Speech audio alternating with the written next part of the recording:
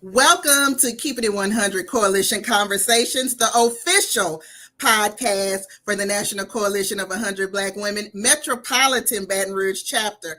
I'm your host, Shanice Lewis, and in this special episode, we're shining a spotlight on the passing of the gavel and the installation ceremony. This historic event marks a new chapter of leadership, celebrates the accomplishments of our outgoing administration, and officially welcomes our newly elected officers and members. This year event takes place Sunday, September 21st at the Crown Plaza Hotel, and trust me, you do not want to miss it. Joining us today are Dr. Nishan Stovall, third Vice President of Membership, Dr. Ashlyn Harrison, Membership Committee Chair, and Dr. Patience Norman, Membership Committee Co-Chair, and together we'll share insights about what makes this year's ceremony so meaningful and why it's an afternoon you'll want to be a part of. So let me welcome everybody to the stage. Hey, ladies. Hey, Hello. Shanice. So I'm so excited to talk to you ladies tonight because this is an exciting time in our chapter and so many amazing things are happening. So first, tell me what exactly is the passing of the gavel, because I had never heard of it before. Nishan had to tell me. So what is it in the installation ceremony, and why is it such a significant event for our chapter? Oh, well, I'm glad that you asked. So, the passing of the gavel demonstrates, I would say, a peaceful transfer of leadership, if you will. It is the immediate past president presenting the new president with our chapter gavel. It is symbolic of showing what is now entrusted from our existing president, who will be immediate past, to our new president, who is coming on to lead the chapter. Including the passing of the gavel in the installation ceremony is significant because the existing and new members are able to publicly receive the new president and honor the immediate past president. So I would say that's what makes it so special and significant. So, how often does this event happen, and why is 2025 particularly special? So the installation ceremony, we have installation every year, but this year it's special because we have the passing of the gavel as well as the installation ceremony. So this event is held, the passing of the gavel happens every 2 years. So this is official welcoming, like Dr. Stovall said, of new leadership to honor the work that they've done, completing their service, but also welcoming in new sisters. So what makes 2025 particularly special is that it's not only about the leadership transition, but it's also an opportunity for us to share in the growth and resilience of our chapter. So we've seen significant momentum in membership as well as programs and partnerships. So this ceremony is an opportunity to recognize the progress while also looking forward to the future with a renewed commitment around the mission and vision of advocating for Black women and girls unapologetically. That's right. So, what can attendees expect when they come to the ceremony on September 21st? So, attendees can expect to witness the official installation of our new members that are coming into the chapter. That portion of the ceremony is very symbolic, but it also highlights the organization's mission and also helps us to welcome our new sisters into service and advocacy, and most importantly, leadership. With the passing of the gavel portion, that part is a tradition that will honor our outgoing leadership but also recognize the new leaders that are coming in, and then gives us the opportunity to show appreciation and the dedication that they've given us through service. Now, why is it important for members, partners, and the community to witness this leadership transition? I think it's important because this ceremony isn't just about passing titles, it's about passing the responsibility, the vision, and accountability. So when our members and partners are present, they're witnessing a part of that commitment. So reinforcing that transference and that transparency, as well as shared ownership of the community coming together to do the work that we need to all do together. So it really also reminds us that everyone that is in leadership in this organization it's more about service and not about the status. So it's really about seeing that transition firsthand and inspiring the confidence and where we're headed together as a community. Now, what makes this event different from other programs or celebration that this chapter hosts throughout the year?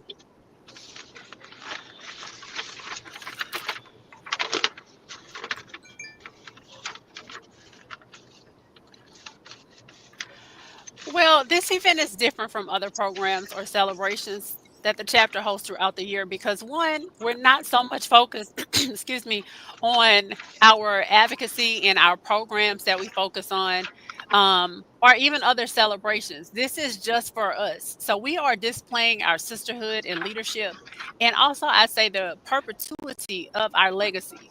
We celebrate the effort and the work of our leadership with gratitude, for we know at times leadership can be a thankless job.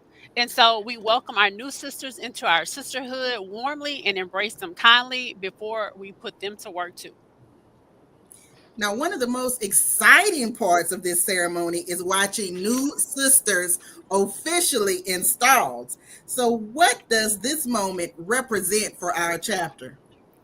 Well, as we continue to say, we advocate on behalf of Black women and girls, not only with our leadership, but through health, education, economic empowerment, and public policy. So, this basically installs new members and shows that we're carrying our mission forward and we're carrying the advocacy forward as well, but also recognizing leadership transitions and just basically pushing ourselves, our sisterhood, as well as the community to continue to hold each other accountable with the work that we're doing.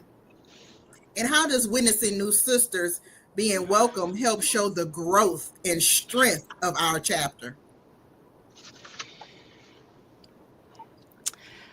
So I would say for years the magic question has been, is it really 100 of y'all? And so, as a charter member, I was around when the answer to that question was no. We did not have 100, at least not in our local chapter. Obviously, we're over 60 chapters strong across the nation, so it's more than 100 of us. But locally, the answer was no. And so now, in our local chapter, Metropolitan Baton Rouge, we can say that we are more than 100 strong in this bond of sisterhood. So with us chartering less than 60 members, and now we are just under 150, we are growing, but we are strategically managing that growth to ensure that we continue to have both high recruitment, high retention, and also high engagement. We don't want our members to be burnt out. So we want to be able to celebrate each other at this event, welcome our new sisters, but also making sure that we are able to spread the work and the wealth. So, what impact do these new sisters bring to the organization and the work ahead? Hopefully a lasting one. I definitely think that every new sister installed brings with her a fresh perspective, her own unique talents and passions to really strengthen our voice collectively. Because we are, I like to say, we are one voice when it comes to advocacy. So their energy definitely ensures that our programs remain relevant and that they're impactful, but also that they're committed to the service of extending themselves to reach out to the community. So these new sisters really represent the future of the organization to bring in innovation, willingness to serve, willingness to serve, and willingness to serve, as well as a reminder to us that our work is not just one generational, it's intergenerational. So together, we're becoming stronger advocates and change agents as we continue to add passionate women that are passionate about the work that we do in 100. So, for someone thinking about membership, how powerful is it to actually see the installation firsthand?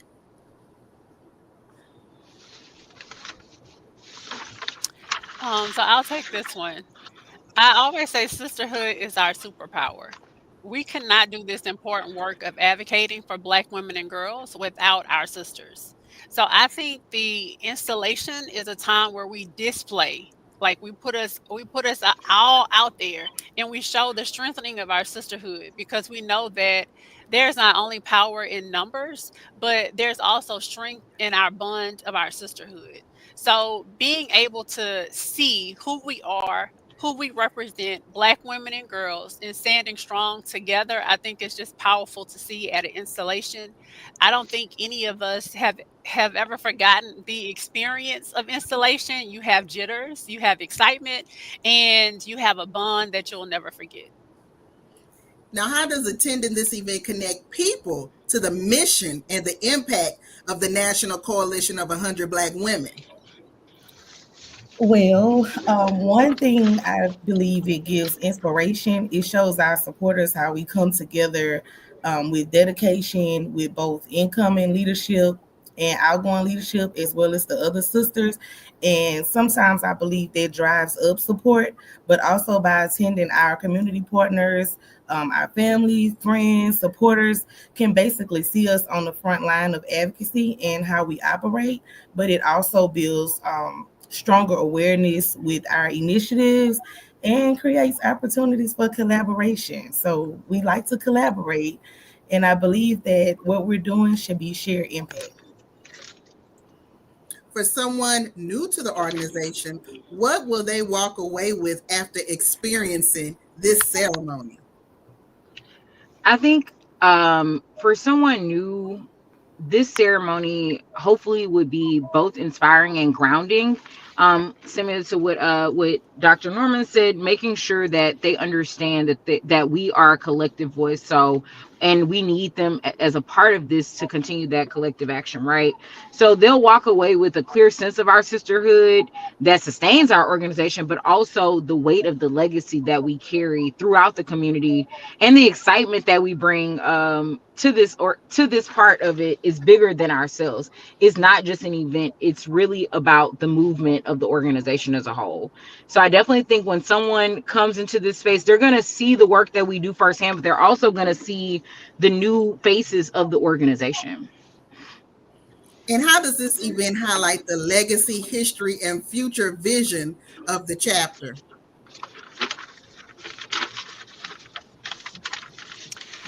So I would say, as a charter member, like I said before, I was around when we were getting this started, when we were on the path to charter. And then once we charter with a little bit less than 60 members, we've had some retention, but we've also had a little bit of loss. And so all of that, I believe, is a part of our legacy. Those who have, stood strong with us and stood the test of time. It's been work, but have we've also been able to see our growth and see that our sisterhood is strong, and that we have a way to kind of rejuvenate once we get tired, and that we're here and we're not going anywhere. So I think the event itself highlights the legacy, the history, and also the future vision of the chapter, because it demonstrates our sustainability. While momentum can sometimes have its ebbs and flows, I think steadiness always wins the race. So our legacy is strengthened with each passing of the gavel, and the history and the future vision are both highlighted, I think, as we welcome new sisters and new leadership. So, why should everyone, including everyone watching tonight, make it a priority to be in the room? I'm going to say two things. One, support, because we want to support one another. And of course, we want to support our Black women leaders. And then the other part is to celebrate. Let's celebrate the work that we're doing. This is a time for us to connect. It allows not only our leaders, but our partners to connect directly, because there are other groups and other organizations that are driving the same mission.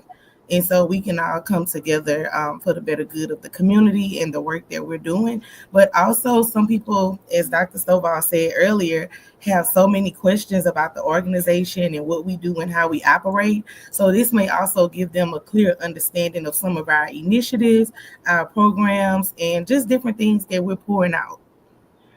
Now, how does the passing of the gavel help build momentum for the chapter's programs in the upcoming year?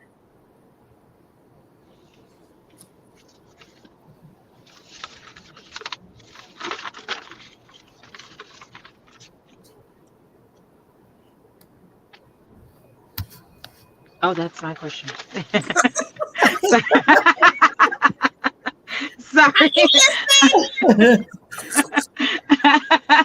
I definitely think it's an opportunity for the community to get a sneak peek of the future leaders of the organization, right? So I think that when you have fresh new eyes on things and fresh new perspectives, I think that's going to be the thing that's going to be exciting about this time, and building momentum so that we can collectively actually work together. So really thinking about the fact that the people in the room, I really want the people in the room to think about how we can continue to collaborate and move forward as a community when it comes to the momentum, not just of our organization, but of our community, especially during these times. I'm gonna leave it at that. And someone in the audience is saying, will someone place the link to purchase in the comments section? One of our sisters that's watching, if you can put the Eventbrite link in the comment section for us, so it's just easy to click to. And so if someone is curious about joining or learning more about our chapter, how can attending this event be a great first step? So I would say attending this event will give you a firsthand look, not a complete look of the work that we do on the outside, but just to kind of see some familiar faces or non-familiar faces. It also gives you an opportunity to network. You'll be coming in contact with not only the membership committee but other sisters within the chapter. We can share information about the website. As Dr. Harrison said earlier, we do this annually, so it will come around again. But by attending more events and showing face, it gives you an opportunity to better learn what's going on with the chapter, our mission, the type of work we do, and most importantly, to see if it even aligns with what you're looking to do. So I would say come and check it out first, and then you'll have a better understanding and make a decision on if you want to join us or not. Can Okay, I so add real quick to that? I'm yeah, sorry. go ahead. I do want to add, Dr. Stovall always says, like, you don't have to be a sister in the 100 to be a sister of the 100. So definitely letting people know that you don't have to be in our organization to volunteer with us, to come out and support us. We are not a sorority. We are an advocacy organization. So making sure that you know that you don't have to be in the 100 to be a supporter of the 100. Absolutely. And so I'm going to put the flyer on the screen. And how can listeners secure their tickets? And is there a deadline to purchase tickets?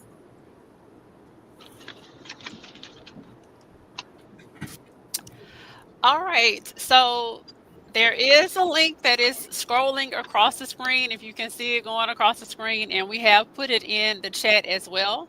So you can visit our social media pages and our webpage if you want a direct link from those sources and to get a little bit more information and purchase tickets, or you can even go straight to Eventbrite, select Baton Rouge, Louisiana as your location, and just enter 100 Black women, and the passing of the gavel and installation ceremony should pop up as an option for you.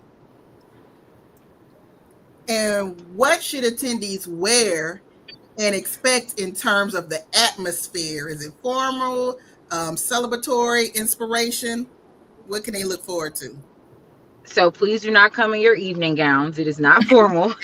um, However, you should expect a celebratory atmosphere. So this is a milestone event. We're encouraging, I would say, Sunday's best. Come dressed nicely, of course, because I want listeners to make sure it reflects the dignity of the occasion, right? So think elegant, polish, befitting of the ceremony is important. If you are listening and you are an inductee, you need to be in black, right? But everyone else, wear whatever color you will, but we will all be in black, okay? But the energy of the room will be both inspirational and joyous, and really a balance of that reverence of the legacy of the passing of the gavel, but also the excitement of the future being shaped by these newly installed leaders and sisters. So it's truly a celebratory opportunity to celebrate the legacy, the leadership, but also the community. Are there going to be opportunities to network and connect with the newly installed leaders and members during the event? Yes, once the ceremonial portions are complete, there will be opportunities to network, meet, take photos, and just celebrate. And also, I want to plug in, follow us on all social media outlets or any updates. And once again, come out and volunteer and support. And that way, you'll have a clear understanding of the work that we're doing. And we'd love to have you. So for those who can attend in person, how can they still support the chapter and its work? I'll say, Ashlyn, Dr. Harrison has already said it best the way that I say it. I always say, if you're not a sister in the 100, you can be a sister or even a brother. I don't know who all is watching, but if we have some men who are watching, you can be a brother of the 100 as well. um, so you might ask, somebody may say, well, what does that really mean? And I think that's Dr. Harrison touched on it a bit, but it means you can follow us on social media, on all of our social media platforms, as Dr. Norman just mentioned. But don't just follow us. When you see something pop up on your feed, repost it, like it, share it. Help us to build the momentum of whatever it is. If it's a fundraiser, if it's a program, or even if it's just a social media initiative, because sometimes we do push things out about a particular cause or initiative on social media. So that's a great way to support. And it's free support. Doesn't cost you anything. However, we do receive your money and gifts as well as talents. So if you want to donate financially, or if you want to volunteer for a particular project or program or initiative, we do have volunteer opportunities as well. If it's a fundraiser, if we show that we're selling tickets for an event, or if we have a fundraising initiative, put those dollars to that. If you don't have the dollars, share it. Send the link to somebody who does. So there's a lot of ways that you can just get involved with us, explore us on social media, check out our website. We have lots of information there about what we are, what we target, what we do, and also just what we stand for. Our mission is there, our vision is there. And in addition to that, you'll be able to see some of the resolutions that we have from a national standpoint. As I mentioned before, this is not just a local organization, but we are over 60 chapters strong across the nation. And so I believe at each turn, when we bring folks in, again, we are strengthening our sisterhood, but also as we open this event up to the public, we're also able to strengthen our network of individuals who support us and who are friends of the 100 or brothers and sisters of the 100. So there's lots of ways that even if you can't be there with us, you can be there in spirit, and also just follow us and help us in any ways that you can. Support is always needed and welcomed. Absolutely. And I'm surprised no one in the audience asked, who are we passing the gavel to? So we can't answer that right now, but stay tuned to our social media when we make the big announcement, and it's coming very, very soon.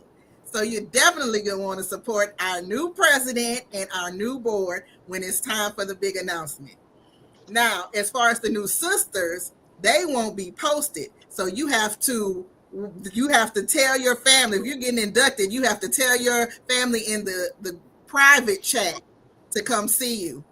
And the great thing about this event is, like, when I got installed, I only could bring 5 people max, but this has no limit. So bring your cousins, bring the cousins on your mama and your daddy side. Bring your co-workers, everybody, to see you get installed. You can't post it publicly until after the ceremony, correct? Correct. That is absolutely correct. And I will say, my induction ceremony was one that I will never forget.